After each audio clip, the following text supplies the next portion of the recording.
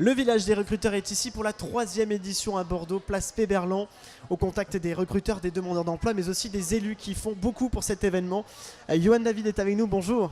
Bonjour. Vous êtes élu de la mairie de Bordeaux en charge de l'emploi, hyper impliqué, on peut le dire, dans cette opération qui vous tient véritablement à cœur. Si on revient un petit peu en arrière, comment a démarré cette belle aventure ? D'abord, c'est un porteur de projet qui vient nous voir, Antoine Thalys, qui a eu l'idée de ce village des recruteurs il y a 3 ans.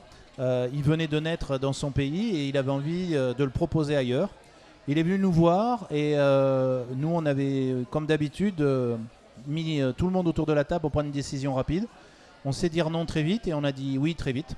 Parce que justement, il apporte un plus à tout ce que nous faisions déjà. Et le développement économique de Bordeaux est important. Donc les besoins de recrutement sont importants, mais il y a aussi beaucoup de chômeurs. Et donc avoir un événement sur une période où il n'y en avait pas, qui va toucher d'autres types d'entreprises, permettait pour nous, et ça c'est la clé, la demande d'Alain Juppé, de pouvoir permettre à ces publics qui n'avaient pas forcément trouvé de travail dans le cadre des autres opérations qu'on peut avoir, ces opportunités. Et dès ce matin, on a eu nos premiers contrats, c'est formidable. Alors justement, qu'est-ce qui est le plus de ce salon par rapport aux autres qui peuvent exister ici à Bordeaux? C'est quoi la particularité du village des recruteurs? D'abord, il y a un portage personnel. Moi, je crois beaucoup aux histoires d'hommes et de femmes. Trop souvent, derrière les structures, village des recruteurs, ou forum de l'alternance, etc., il y a des hommes et il y a des femmes derrière. Donc, ils y mettent un peu de leur cœur, un peu de leur âme. Et donc là, il y a un peu de cœur, un peu d'âme de l'équipe, Aglaé Communication, qui porte ça. Qu'est-ce qu'ils amènent? Ils amènent un style différent dans l'approche des entreprises. Donc, ils vont récupérer des entreprises que nous, on ne va pas réussir à avoir. Non pas parce qu'ils sont meilleurs, non pas parce qu'on n'est pas bon, juste parce que l'approche est différente. Ça, c'est le premier point. Deuxième point, il y a toute la vie. C'est un des forums, un des rares forums qui vit quelques jours avant, mais qui vit surtout plusieurs semaines après. Ça, c'est une vraie plus-value pour nous. C'est peut-être à voilà. Ça aussi, hein, la Gazette des recruteurs.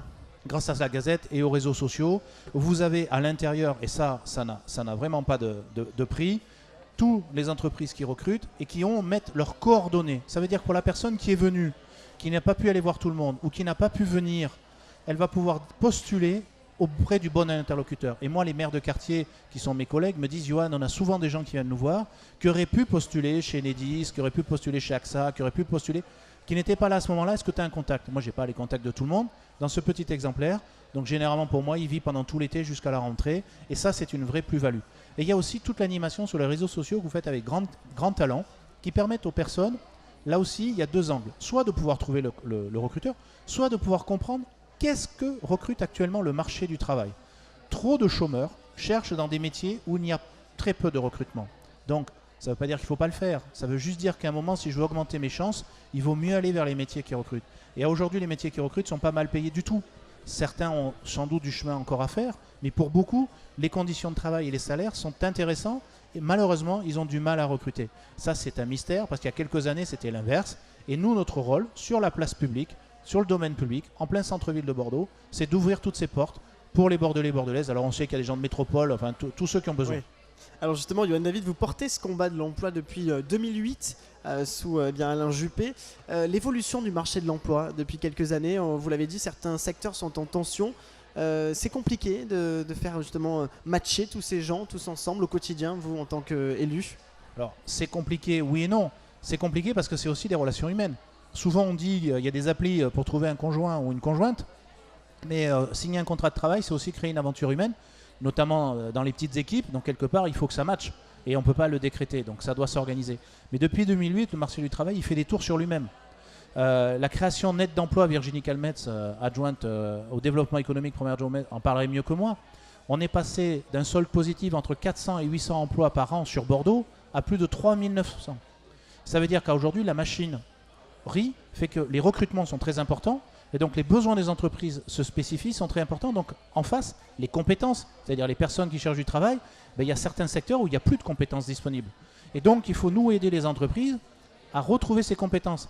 Mais c'est des secteurs qui parfois ont licencié en 2010-2012, beaucoup, et la courbe économique a redémarré.